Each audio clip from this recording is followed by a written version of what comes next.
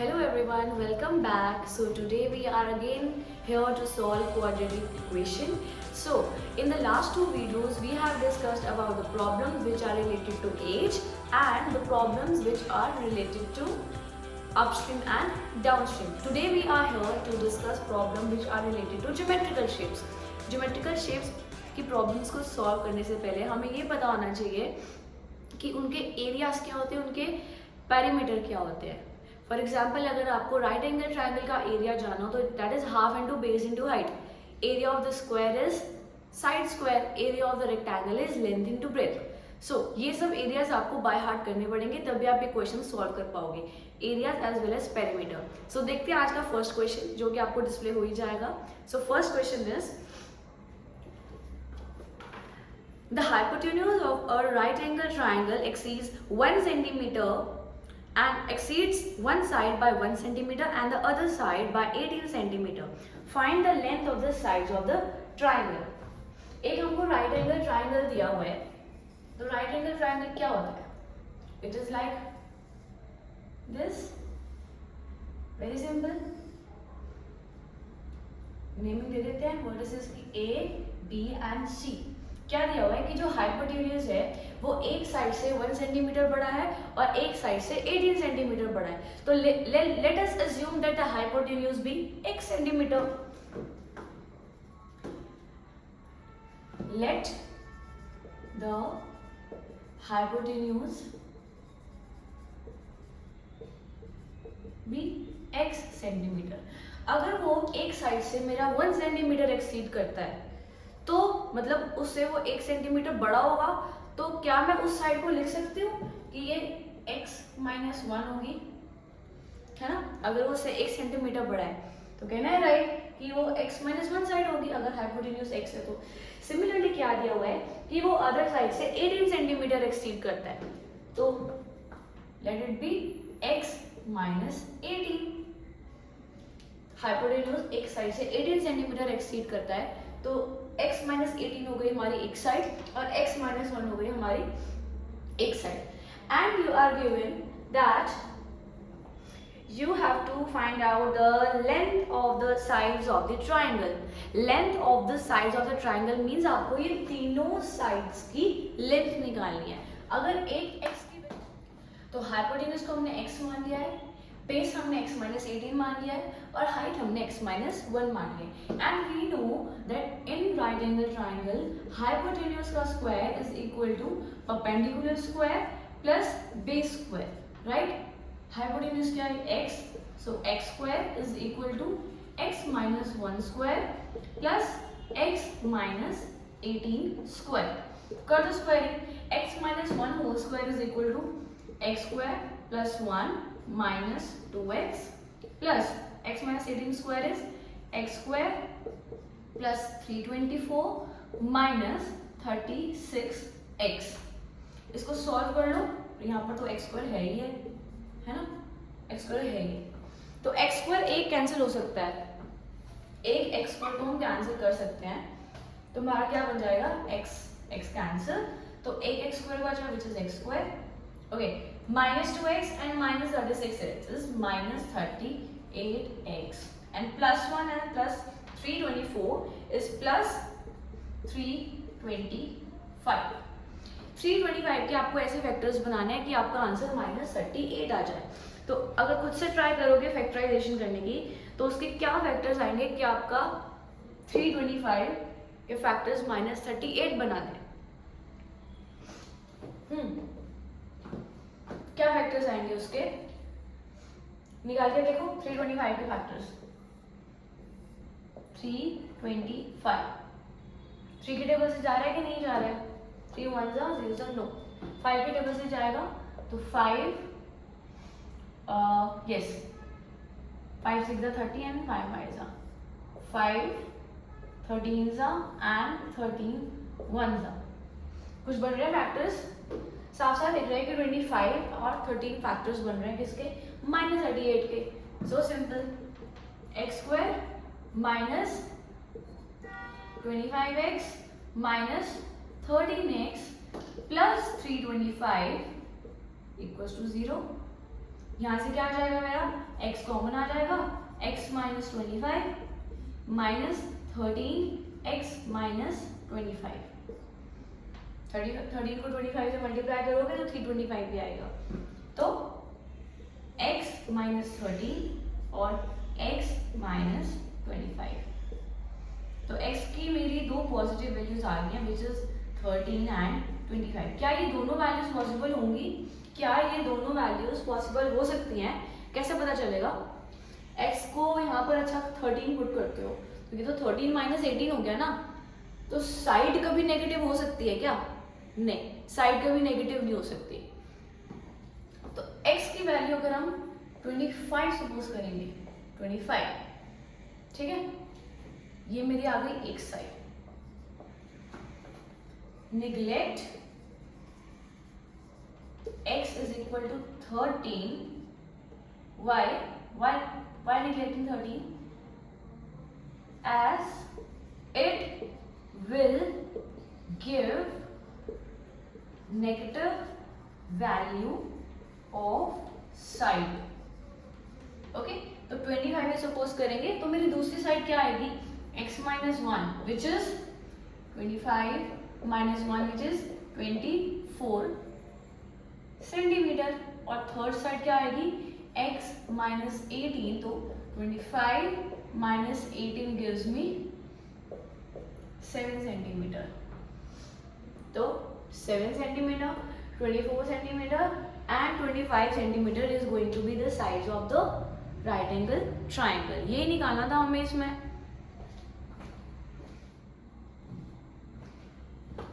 Okay, सो हमारा next question start करते हैं। वो थोड़ा सा डिफरेंट क्वेश्चन है और थोड़ा सा लेंथी भी जाएगा वो, तो क्वेश्चन तो आपको दिख ही जाएगा। द क्वेश्चन इज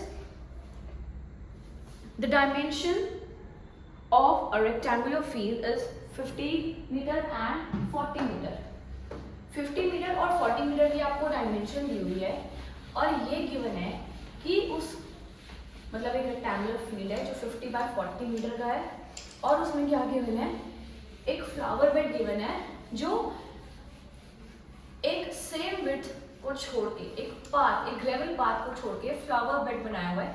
उस ग्रेवल पाथ की जो विड्थ है वो बिल्कुल सेम है, मतलब कि from all the sides the gravel path, the width of the gravel path will be same. तो वो फ्लावर बेड बनाने की जो उस रेक्टेंगुलर फील्ड के अंदर है और वो ग्रेवल पाथ बनाने की total cost given to be 52,000। Flower bed बनाने की कॉस्ट हमें दी हुई है ₹30 पर मीटर स्क्वायर। तो हम डायग्राम से समझते हैं कि क्वेश्चन में क्या बोलना चाहता है। ये है मेरा एक रेक्टेंगुलर फील्ड, ठीक है, ये मेरा एक रेक्टेंगुलर फील्ड है जिसकी डायमेंशन है 50 मीटर एंड 40 मीटर।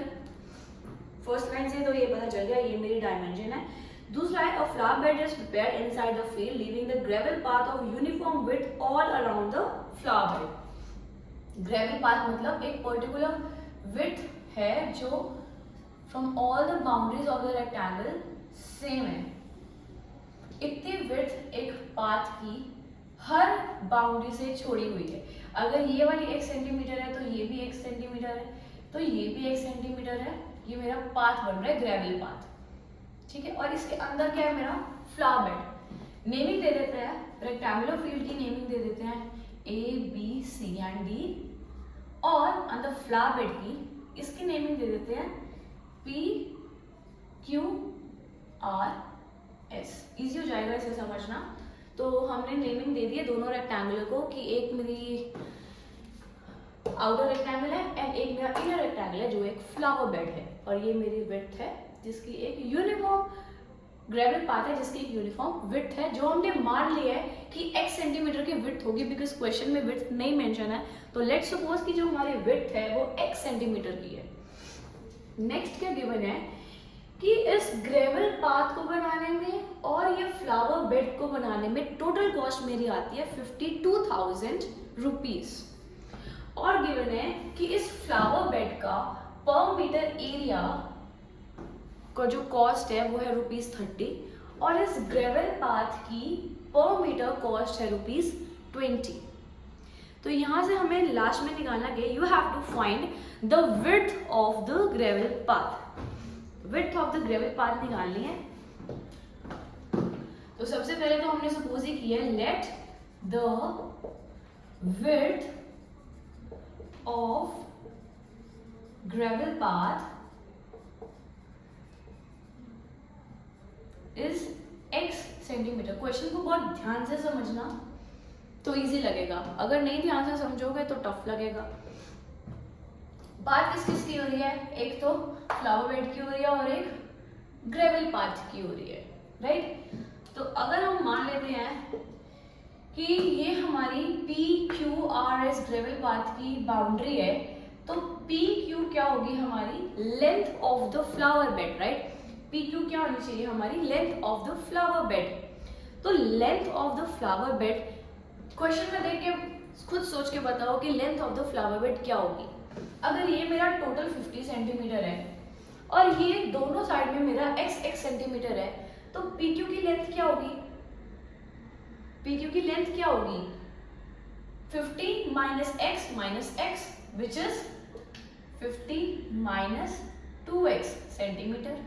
सिमिलरली इस QR की लेंथ क्या होगी, ये BC है जो 40 सेंटीमीटर है, यहां से भी x है, यहां से भी x है, तो 40 minus x which is equal to 40 minus 2x centimetre, क्या होगी मेरी RQ। Length of the flower bed is my 50 minus 2x, breadth of my flower bed is 40 minus 2x। क्यों, क्योंकि ये भी x है, ये भी x है, ठीक है। एरिया निकाल सकती हूँ मैं यहाँ से फ्लावर बेड का, यहाँ से क्या मैं एरिया निकाल सकती हूँ फ्लावर बेड का। अगर हम फ्लावर बेड की निकाल रहे हैं सब कुछ, तो यहाँ पे हेडिंग दे देते हैं कि फ्लावर बेड। हाँ, तो area of the flower bed क्या होना चाहिए, PQ into QR, that is length into breath, right.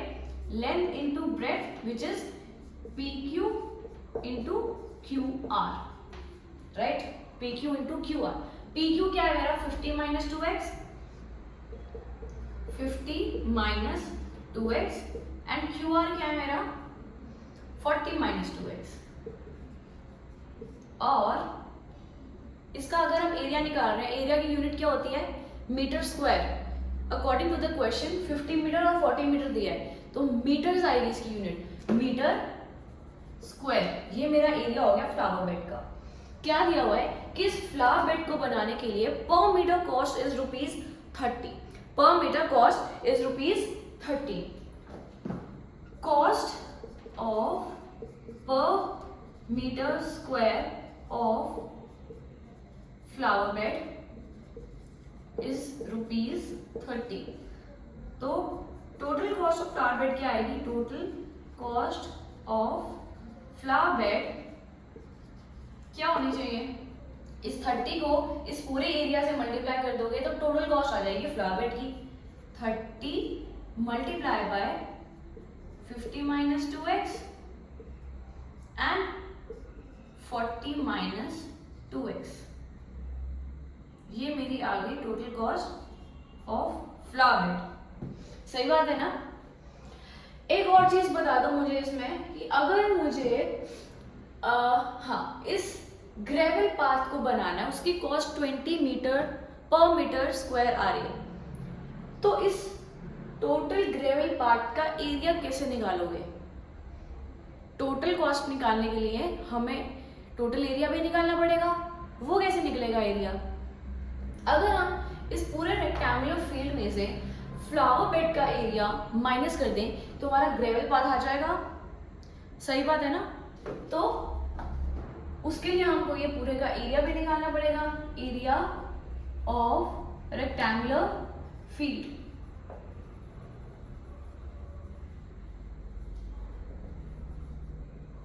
Is equal to क्या, length into breadth, length into breadth which is 50 into 40, 50 into 40 metre square which is 2000 metre square. अभी मेरा ये सिर्फ area आया है आउटर रेक्टेंगल का, मुझे निकालना है इस ग्रेवल पाथ का। ग्रेवल पाथ का निकालने के लिए फ्लावर बेड का एरिया सब्ट्रैक्ट कर दो। तो एरिया ऑफ, अब हम निकाल रहे हैं किसका, ग्रेवल पाथ का, is equal to area of rectangular field minus area of flower bed, right. Area of the rectangular field मैंने निकाला कि it's 2000 metre square, 50 into 40 is 2000 metre square, और area of the flower bed मैंने निकाला था ये वाला एरिया, राइट। ये मेरी कॉस्ट है, इसको मत छेड़ना, ये है मेरा एरिया, वो क्या आएगी मेरी, which is 2000 metre square. Unit अगर अभी नहीं लिखनी है तो मत लिखो, पर लास्ट में मेंशन जरूर करनी है। 2000 माइनस क्या, ये वाला एरिया, सही बात है, 50 minus 2x into 40 minus 2x, सही बात है ना। गलती से भी इनको मल्टीप्लाई मत कर देना, देख रहे हो ना कि यहाँ पर भी कॉमन आ रहा है और इधर भी कॉमन आ रहा है, तो कहीं ना कहीं से वो कॉमन निकलेगा ही निकलेगा, ठीक है, मल्टीप्लाई नहीं करना अंदर। ये मेरा एरिया आ गया ग्रेवल पाथ का, ये मेरा एरिया आ गया किसका, फ्लावर बेड का। अब दी हुई है cost of per metre square of gravel path is ₹20, cost of per metre square gravel path is ₹20। तो टोटल कॉस्ट कितनी आ जाएगी इसकी, total cost of gravel path, GP लिख gravel path is equal to what, 20 को इस पूरे से मल्टीप्लाई कर दो, 20 multiply by 2000 minus 50 minus 20x, 40 minus 20x, क्या रुपीज में आएगी ना, ये मीटर स्क्वायर नहीं होगा, अब ये कॉस्ट निकाली मैंने, ये रुपीज आएगा। ये मेरी अमाउंट आ गई किसकी, ग्रेवल पाथ बनाने की, ये मेरी अमाउंट आ गई किसकी, फ्लावर बेड निकालने की। इन दोनों की जो टोटल कॉस्ट, इन दोनों की टोटल कॉस्ट मुझे क्या गिवन है, 52,000 कॉस्ट गिवन है। इन दोनों को अगर जब तुम ऐड कर लोगे तो एक इक्वेशन बन जाएगी, क्या, कुछ ऐसी इक्वेशन बनेगी, वो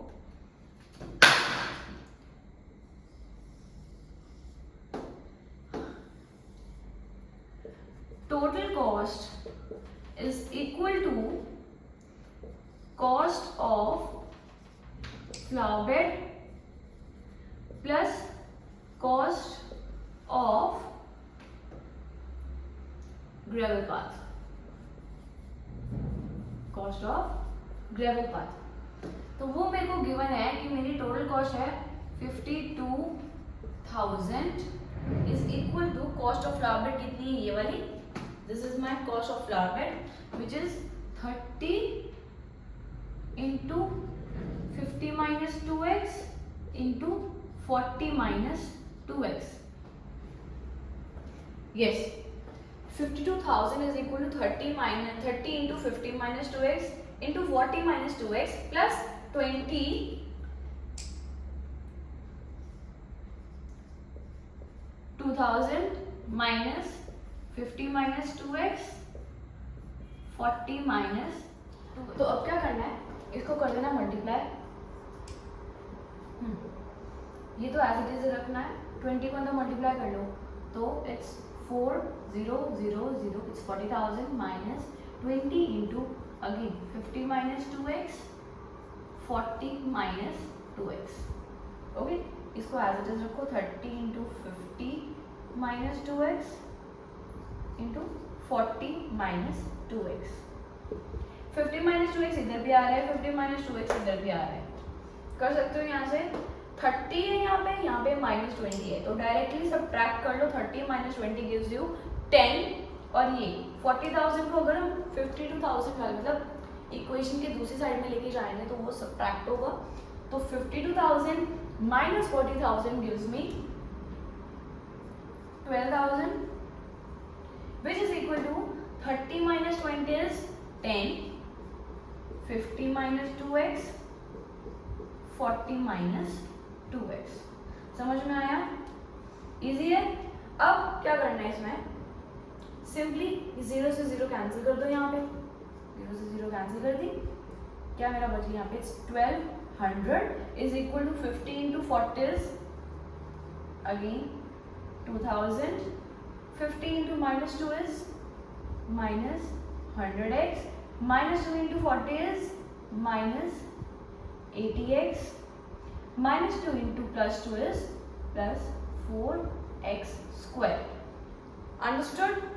Now x square की टर्म्स एक जगह ले लो, x की और कांस्टेंट भी एक जगह पे.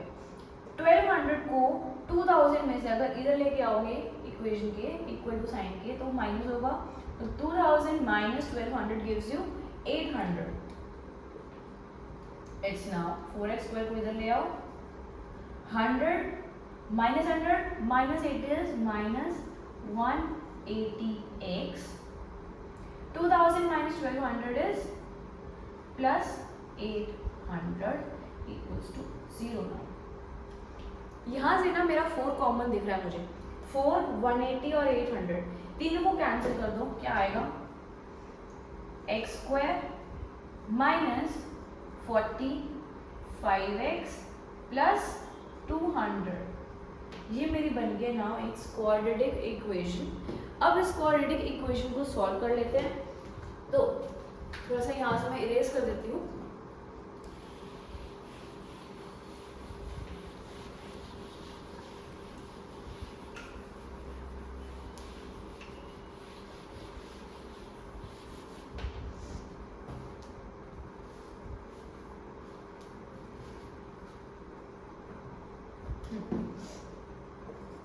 x square minus 45x plus 200 equals to 0. 200 के कुछ ऐसे फैक्टर्स बनाने हैं कि मेरा माइनस 45 आ जाए. क्या बन सकते हैं 200 के? 200 200 जा अगेन 250 जा 225 5 5 and 5 1. 45 बनाना है. 25 इधर 4 2 जा 8. 8 और 25 बनेगा ना? नहीं बन सकता. क्या बन सकता है? 2 2 जा 4. 4 को अगर हम 10 से मल्टीप्लाई कर दें इट्स 40. 40 एंड 5 बन सकते हैं. 4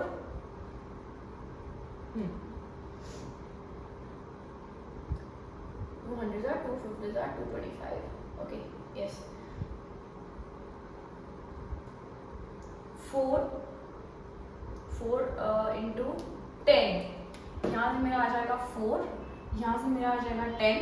ये मेरा एक बन जाएगा 5. 4 into 10 into 5 अगर हम करें तो मेरा 45 आ जाएगा. तो x स्क्वायर 4 into 10 क्या होगा? 40 minus 40x minus 5x plus 200 equals to 0. So x common.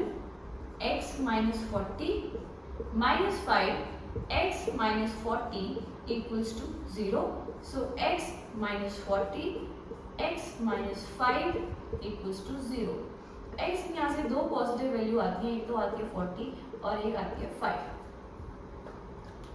x की वैल्यू क्या हो सकती है बताओ? 40 मीटर हो सकती है क्या? क्या ग्रेवल पाथ मेरा 40 मीटर हो सकता है? नहीं हो सकता है. क्यों? क्योंकि रेक्टेंगुलर की जो ब्रेथ है, रेक्टेंगल फील्ड की जो ब्रेथ है वही 40 है. तो ग्रेवल पाथ कैसे 45 हो सकता है? राइट. तो क्या होगा gravel path? It will be 5 metre. So width of gravel path can't be 40 meter, hence it will be 5 meter. right? It will be 5 meter. ये क्वेश्चन ना यही निकालना था हमें. समझ में आया इतना? नेक्स्ट क्वेश्चन देखते हैं which is question number 3rd. ये क्वेश्चन मेरा एक्चुअली सेकंड था, सॉरी चेंज नहीं किया मैंने नंबर, ये मेरा सेकंड क्वेश्चन था। थर्ड क्वेश्चन देखते हैं, क्वेश्चन डिस्प्ले हो जाएगा आपको। तो क्वेश्चन क्या बोलता है, that a farmer has 70 metre of fencing with which he encloses his three sides of a rectangular sheet pen.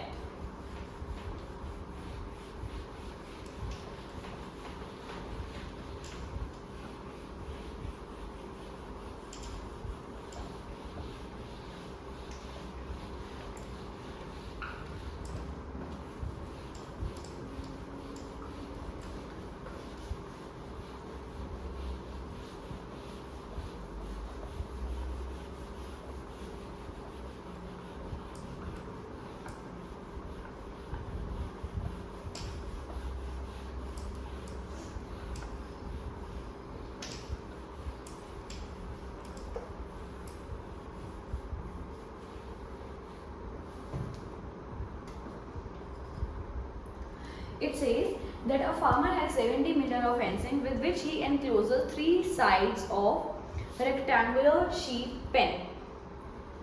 The fourth side being a wall. अब let's suppose कि ये मेरे एक वॉल है, ठीक है। एक वॉल से एक फार्मर ने ऐसे 3 साइड्स में एक फेंसिंग लगाई हुई है शीप, अपनी शीप के लिए, और जिसका तुम्हें लेंथ गिवन है 70 मीटर। इस फेंसिंग की तुम्हें क्या लेंथ गिवन है 70 मीटर। 3 साइड मिला के उसकी लेंथ आ रही है, दैट इज ये वाली जो साइड है ऐसे, ये सब साइड मिला के, ये जो मैं एरो लगा रही हूँ ये वाली मिला के कितनी है, fencing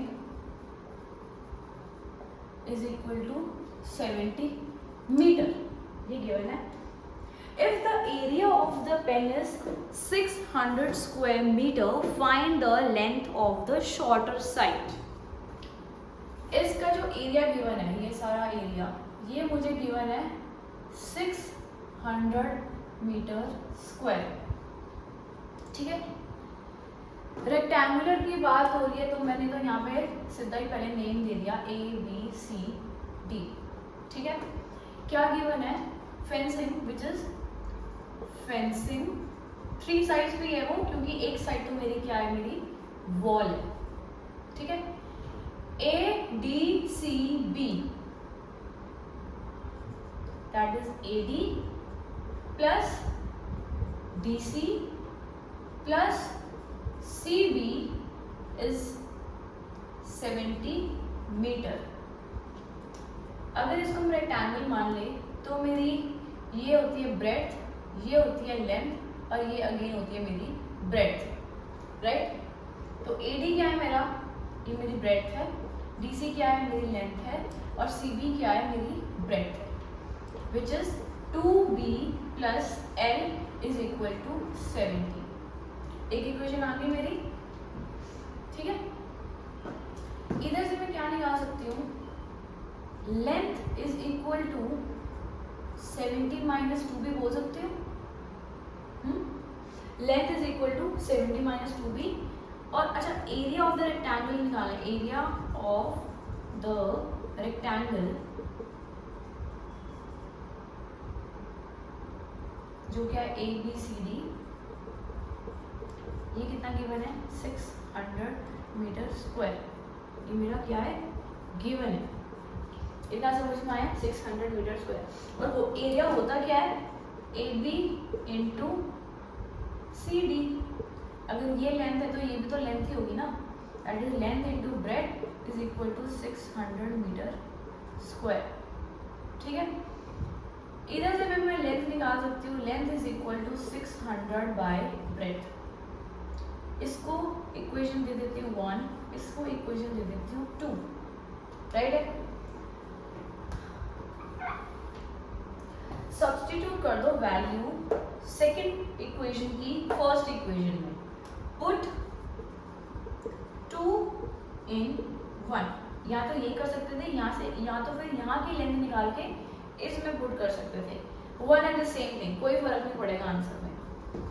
that is 2B plus L क्या मेरा 600 बाय B इक्वल्स टू 70। समझ में आ गया? एलसीएम ले लो यहाँ पे 2b² plus 600 upon b equals to 70, right है, इक्वल्स टू 70। b को डायरेक्टली इधर ले लो, यहाँ से उठा के डायरेक्टली मैं इधर लेके जा रही हूँ इस साइड। तो क्वाड्रेटिक इक्वेशन बना दो 2b² minus 70b plus 600 equals to 0। मुझे यहाँ से दिखाई दे रहा है कि 2 कॉमन आ रहा है। 2 कॉमन आने के बाद क्या निकाल सकते हो यहाँ पे,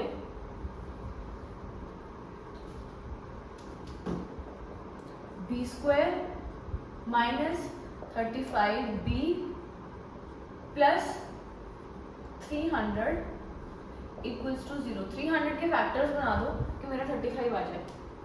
300 के मेरे फैक्टर्स बनाओ कि 35 आ जाए।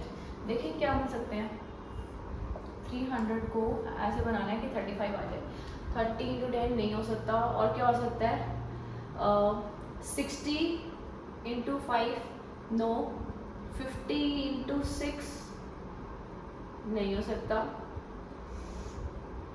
क्या बनेंगे इसके फैक्टर्स, स्टार्ट कर लो। 3 2 से करते हैं स्टार्ट, चलो ठीक है।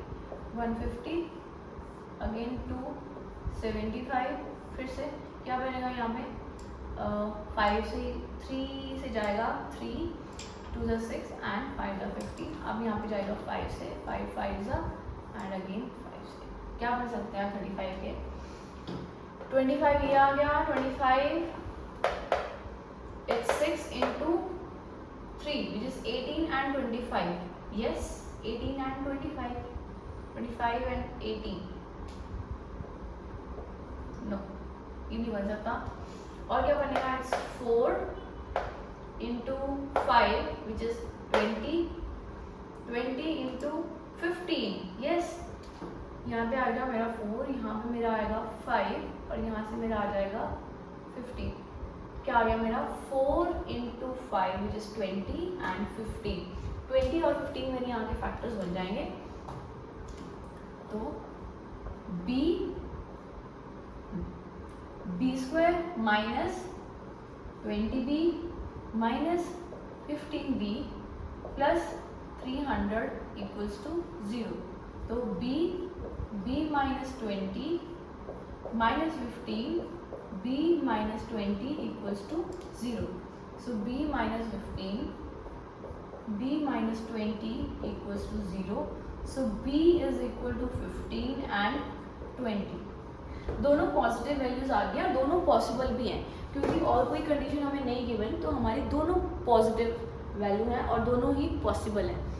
अब b इज इक्वल टू 15 और b इज इक्वल टू 20 कब आ सकते हैं, क्योंकि शॉर्टर साइड होती है हमेशा breadth, longer side is always length and shorter side is always breadth. अगर हम b इज इक्वल टू 15 लेते हैं तो मेरी लेंथ क्या आएगी, length is equal to 600 upon b that is upon 15 which is equal to 40 metre. अगर हम b लेते हैं हमारा 20 मीटर तो मेरी लेंथ क्या आएगी, again 600 upon 20 which is equal to 30 metre. दोनों ही केसेस में मेरी जो लेंथ है वो ब्रेड से ज़्यादा आ रही है, तो मीन्स दोनों ही केसेस पॉसिबल है, ठीक है। और यही हमें निकालनी थी कि शॉर्टर साइड क्या होगी, इट कैन बी ईदर 15 और it can be the 20। 50 is the case when the length is 40 metre and 20 is the case when the length is 30 metre. Any doubt in this? I hope you understand. So next question पे move on करते हैं। So my question is, a square lawn is bounded on 3 sides by a path 4 meter wide.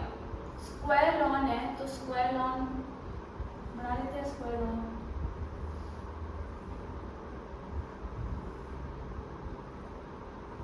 a square lawn is bounded on 3 sides by a path 4 meter wide. 3 sides मतलब कि ये मान लें 3 sides,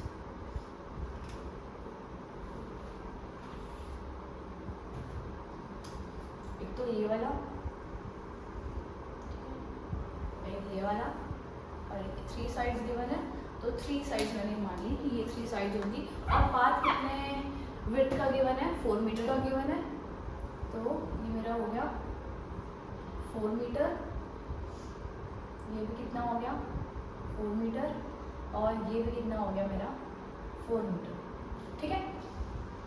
if the area of the path, यानी कि जो अगर ये एरिया ऑफ द पाथ हमारा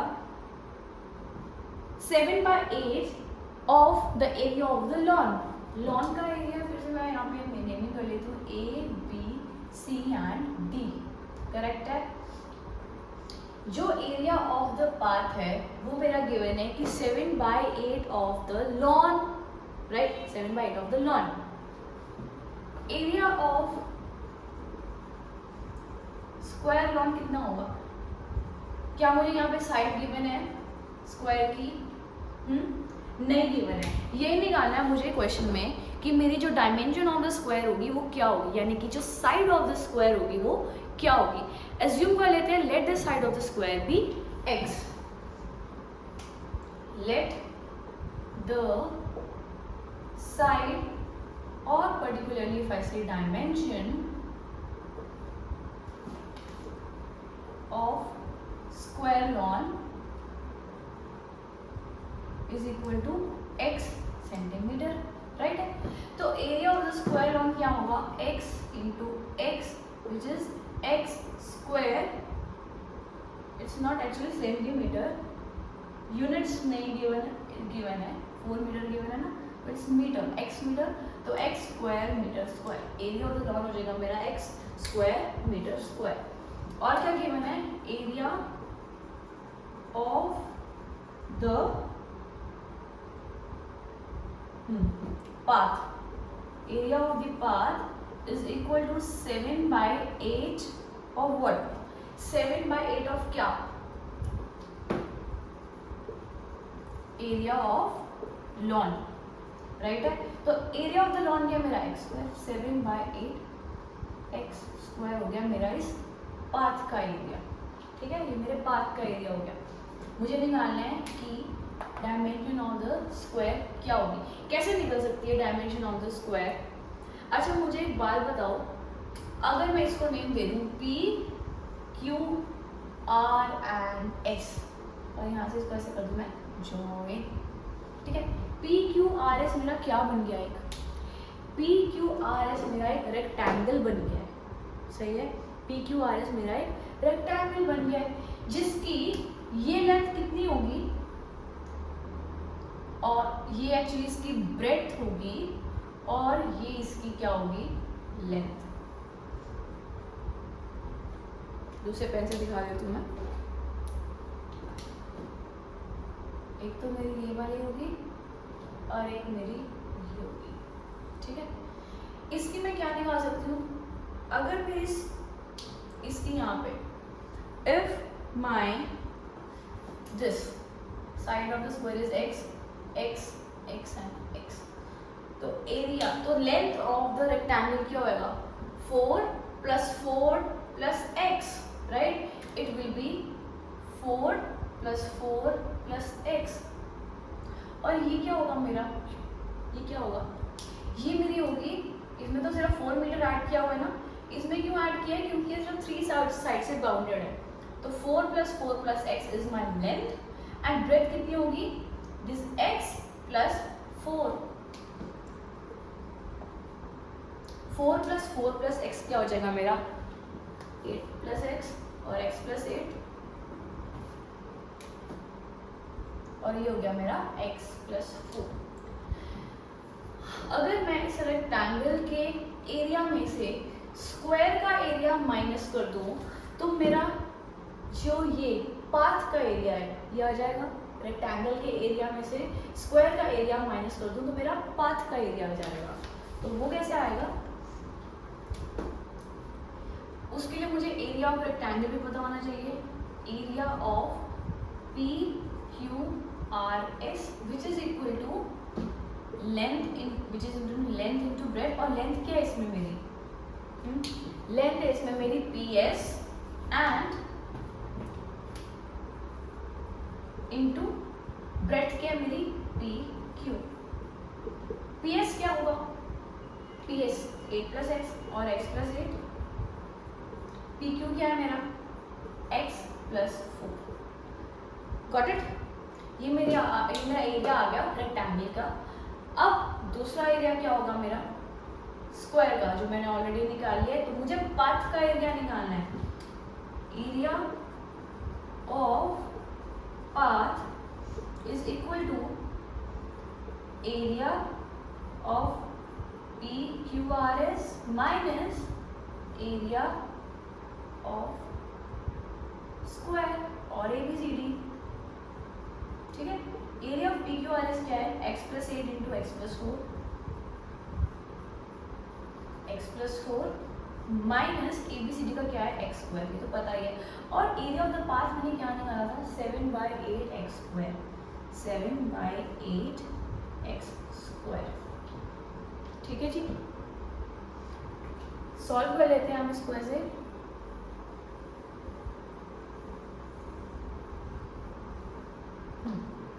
क्या जाएगा इसको सॉल्व करने के बाद, एक्स स्क्वायर की टर्म्स एक जगह ले आओ,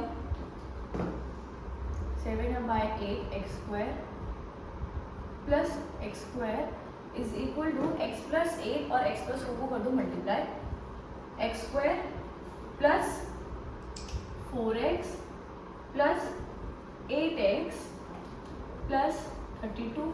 ठीक है, एक और एक्स स्क्वायर आ गया, तो एक्स स्क्वायर से एक्स यहाँ पे क्या हो सकता है, कैंसिल हो सकता है।